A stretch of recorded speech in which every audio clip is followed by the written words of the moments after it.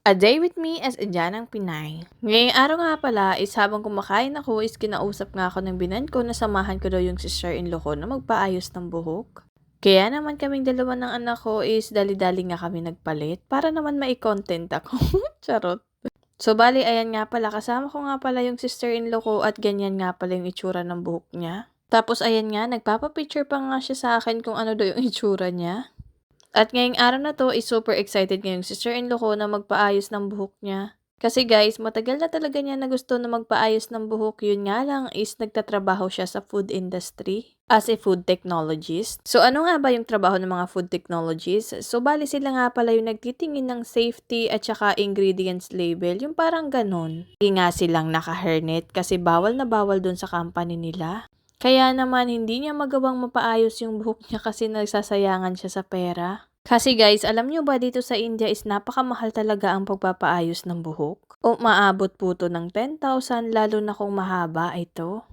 At makapal. As a birthday gift nga, yan yung binigay ng mother-in-law ko sa kanya. Kasi sabi ng mother-in-law ko para gumanda naman daw yung sister-in-law ko kasi parang walang magkakagusto sa kanyang lalaki pagka ganun daw. So, bali tong salon na to is gumagawa nga din sila ng mga bridal look at ganyan nga pala yung itsura sa likod. At tapos natatawa nga din ako sa anak ko kasi tinatanong niya yung tita niya kung gaganda daw ba siya.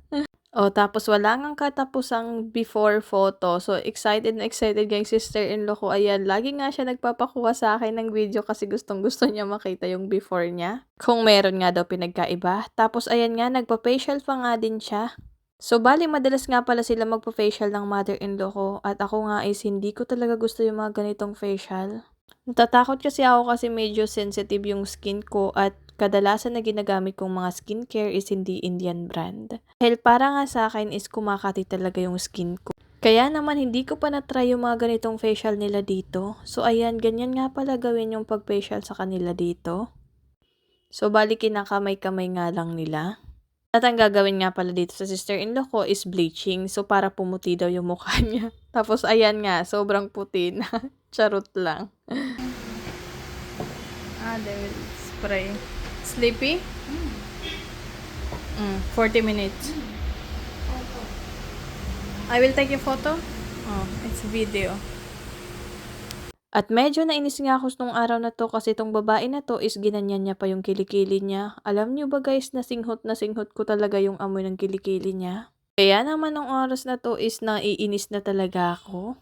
Ewan ko ba, minsan kasi is nalalansahan sila sa mga isda pero pagdating sa kilikili nila is hindi talaga nila nalalansahan. So ayan na nga yung sister-in-law ko, ini-straight na nga yung buhok niya. So bali ganyan nga pala yung paggawa nila dito. At first time ko nga itong makita na ginaganito pala nila. Ang alam ko kasi sa atin sa Pilipinas is hindi nila kinakamay dahil nga strong yung ginagamit na pang straight ng buhok. Pero nagulat ako kasi si ate ginaganyan niya lang. At dahil mamatay-matay na nga ako sa amoy dito kay ate, kaya naman naisipan ko na umuwi na nga lang kami ng anak ko. Dahil nababad trip talaga ako sa amoy nila. I mean, hindi naman lahat ng mga Indiano dito is mababaho talaga. Pero may iilan din talaga na may mga paputok sila. So, ayan nga, nagpunta nga po na kami dito sa bakery kasi nga every time na pumupunta kami dito is gustong-gusto ko yung mga sweets nila. At isa nga pala to sa mga favorite sweet ko dito sa India. At tapos madalas nga ako pagsabihan ng asawa ko na tigilan ko na nga daw yung kakakain ko ng sweets. Kasi guys, alam nyo ba, hindi talaga ako nabubuhay ng isang araw na walang kinakain na sweets. Tapos ayan nga pala yung kukunin ko yung may silver na coating. So, bali yung kilo pala ng mga sweets nila dito is 650 rupees. At syempre, hindi tayo bibili ng 1 kilo kasi baka mamaya magka-diabetes naman tayo. At pagkatapos nga namin sa bakery is ngayon naman is maghahanap kami ng tsinelas para sa anak. Black color. Slipper, like something Colorful. ಇನ್ನೊಂದು daily use daily use, no? No, daily use items only that. Chingu like that, only the daily use. In the down also? In the down, daily use? Daily Oh, yeah. Otherwise, like Crocs, fancy item fancy. Crocs. ಕ್ರಾಕ್ಸ್ ಸ್ಕೂಲ್ಗೆ to How about like that? You want like that pink? Yeah. Okay Show me. Fit? ಊರಿ ಊರಿ Okay, that's it. Then no one to go.